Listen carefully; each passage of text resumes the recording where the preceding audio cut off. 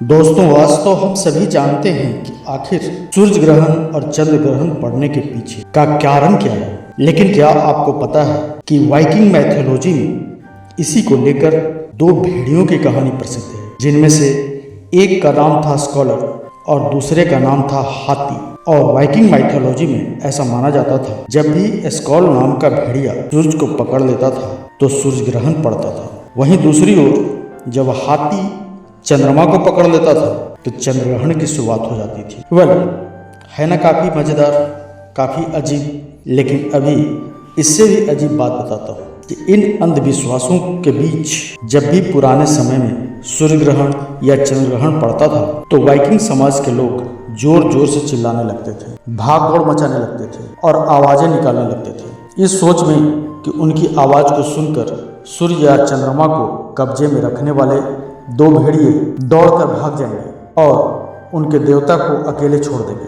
अब अगर ऐसा सच में होता तो आज के नॉइज पॉल्यूशन के युग में तो कभी ग्रहण होना ही नहीं चाहिए था। लेकिन सच्चाई तो हम सभी जानते हैं कि आखिर इन दोनों कॉस्मिक फेनोमेना के पीछे की वजह क्या होती है। लेकिन रुको जरा, सब्र करो, क्योंकि ये ऐसी घटनाओं का अंत नहीं है, बल्कि आज के इस वीडियो में हम आपको कुछ माइथोलॉजी और कुछ मशहूर वैज्ञानिकों की भगवान के प्रति अवधारणा के बारे में बताने वाले हैं और उनके कुछ अंधविश्वासों के बारे में भी, जिनको सुनने के बाद आपको लगेगा कि शायद हमारे जीनियस साइंटिस्ट उतने भी बुद्धिमान नहीं थे जितना हम उन्हें समझा करते थे। तो दोस्तों, स्वागत है आपका हमारे चैनल पर। वीडियो में आगे बढ़ने से पहले हमारे चैनल को सब्सक्राइब अवश्य करें, साथ ही बेल आइकन जरूर दबाएं। चलिए करते हैं ज्ञान की बात। तो दोस्तों, आइए जानते हैं कि मशहूर वैज्ञानिक भगवान के बारे में क्या सोच रखते थे। दोस्तों, हमारे पौराणिक इतिहास में हमेशा से छोटी घटना और कयामत को देवता और दानव के नजरिए से जोड़ा गया है। फिर चाहे हम वैश्विक इतिहास का कोई भी कोना क्यों न उठा लें। अब एग्जाम्पल के तौर पर हम आज से करीब 7000 साल पहले 5600 BC के आसपास अब हुआ कुछ ऐसा कि कुछ साल बाद क्लाइमेट ट्राइब के लोगों ने जब ज्वालामुखी के अवशेषों और क्रेटर को देखा तो उन्होंने कहानी बता दी कि आज से कुछ साल पहले नर्क के राजा ललाओ को क्लाइमेट कबीले के मुखिया की बेटी से प्यार हो गया था, जिसे जब मुखिया की बेटी ने शादी के लिए मना कर दिया तो उसके साथ ठुकरा के मेरा प्यार मेरा इंतकाम देखेगी वाला सीन हो गया। यानी इन शॉर्ट, इंतकाम की आग में नर्क का राजा ज्वालामुखी के रास्ते से निकला और पूरी ट्राइब को आग से तबाह करने की कोशिश करने लगा। अब ज्वालामुखी से निकले हुए मैग्मा को दर्शाने के लिए कहानी के अनुसार आसमान से आग के गोले बरसाने लगे। लेकिन तभी पृथ्वी के देवता स्केल इंसानों की सुरक्षा के लिए आगे आए और उन्होंने ललाओ के खिलाफ जंग में उसको हराकर उसे वापस पाताल में भेज दिया और एज यूजुअल उसने हमारी पृथ्वी को बचा लिया।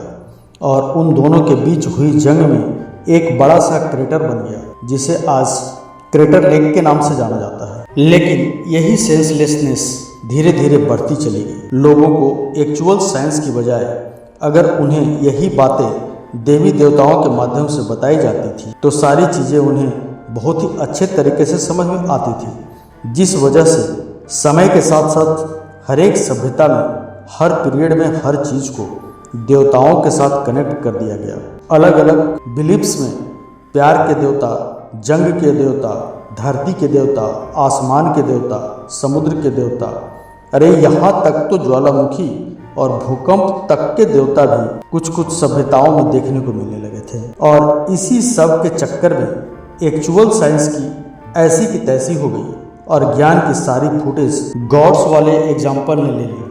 अब देखो, यहाँ मैं एक बहुत ही अच्छी तरीके से क्लियर कर देना चाहता हूँ कि हम यहाँ पर गॉड्स की आइडियोलॉजी को पूरी तरह से गलत नहीं मानते, बल्कि विज्ञान खुद भी क्रेटर की थ्योरी पर यकीन करता है। लेकिन इस पूरी कहानी में समस्या यह हो गई, या तो सुपीरियरिटी जाहिर करने के लिए या फिर पैसे कमाने के लिए लोग खुद ही भगवानों की संरचना करने लगे, जिस वजह से जो गॉड्स वाकई एनर्जी का प्रतीक हुआ करते थे उनके मैसेज से वो एनर्जी ही चली गई और उनका एक सिस्टम लोगों के लिए एक बर्डन बन गया। अब गॉड सिस्टम अच्छा था क्योंकि यह यूनिवर्स में बहुत सी चीज़ों को एक्सप्लेन करता है, लेकिन पीढ़ियों के साथ साथ उसे जिस तरीके से इंटरप्रेट किया गया उसने आगे आने वाले जनरेशन को नास्तिकता की ओर झुकने पर मजबूर कर दिया। अभी लोगों का पता नहीं कि आगे आने वाले सालों में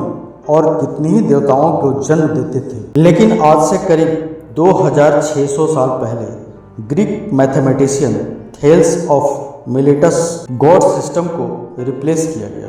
नेचर की आइडियोलॉजी से थेल्स ऑफ मिलेटस भगवान की कहानियों से ज़्यादा प्रकृति के नियम लॉजिकल लगते हैं और उसी के सहारे हमारा जीवन चल रहा है। उन्होंने कहा कि इस पूरे विश्व में केवल एक ही देवता है और वह है प्रकृति।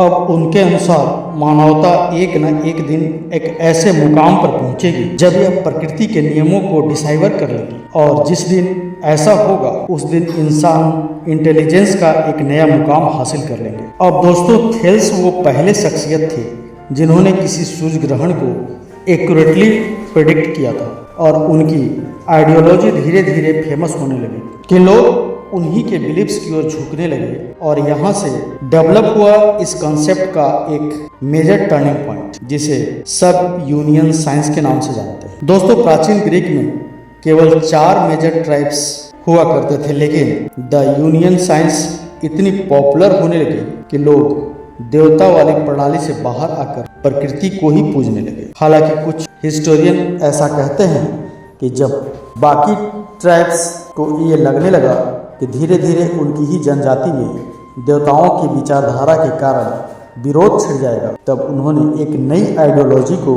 प्रेजेंट किया, जिसके अनुसार उन्होंने बताया कि इस धरती को देवताओं ने ही बनाया है, हर इंसान भी उन्हीं की क्रिएशन है। लेकिन जब देवताओं को इस बात की समझ हो गई कि उन्होंने इंसानों का काफ़ी मार्गदर्शन कर लिया है, तब देवताओं ने धरती और प्रकृति को इंसानों के सहारे छोड़कर स्वर्ग लोक में प्रस्थान किया, और इस कहानी से गॉड्स के एग्जिस्टेंस भी बरकरार रही और प्रकृति को भी किसी ने नहीं झुठलाया।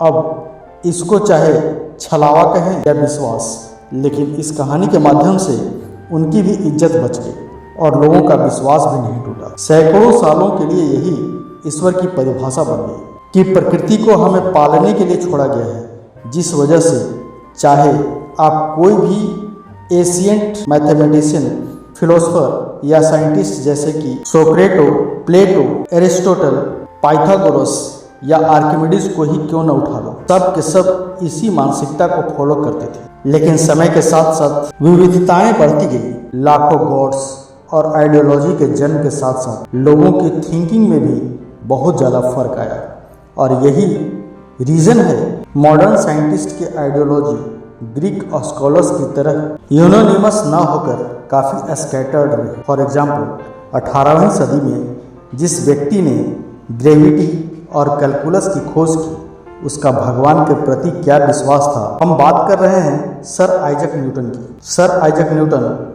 ईश्वर में विश्वास रखते थे, लेकिन वो धार्मिक इंसान नहीं थे। अब न्यूटन से जब कभी भी उनकी ईश्वरीय श्रद्धा को लेकर सवाल पूछा गया तो उन्होंने हमेशा गॉड को डिफाइन करने के लिए यही कहा, God is the master full creator whose existence could not be denied in the face of the grand year of all creation. जन्म से क्रिश्चियन और कैथोलिक बैकग्राउंड से बिलोंग करने की वजह से उन्होंने हमेशा ईसाई मानसिकता से ही ईश्वर को समझा और धर्म ग्रंथ के नाम पर केवल बाइबल पढ़ी, लेकिन उन्होंने कभी भी बाइबल को स्वीकार नहीं किया। वो पाप और पुण्य, ट्रिनिटी, डेविल और ऐसे कंसेप्ट्स को मनगढ़ंत कहानी से ज़्यादा और कुछ नहीं मानते थे। लेकिन उनके हिसाब से ब्रह्मांड में कुछ चीज़ें ऐसी हैं जिनको समझ पाना हम इंसान तो छोड़िए फिजिक्स के किसी भी नियम से परे, और इसीलिए उनके हिसाब से इस यूनिवर्स में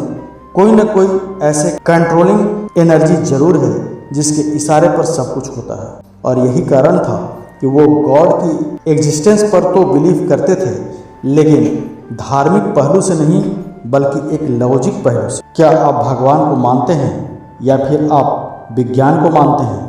मुझे कमेंट करके ज़रूर बताएं। अगर आपको ये वीडियो पसंद आए तो वीडियो को लाइक करें, हमारे चैनल को सब्सक्राइब करें, ज़्यादा से ज़्यादा शेयर करें।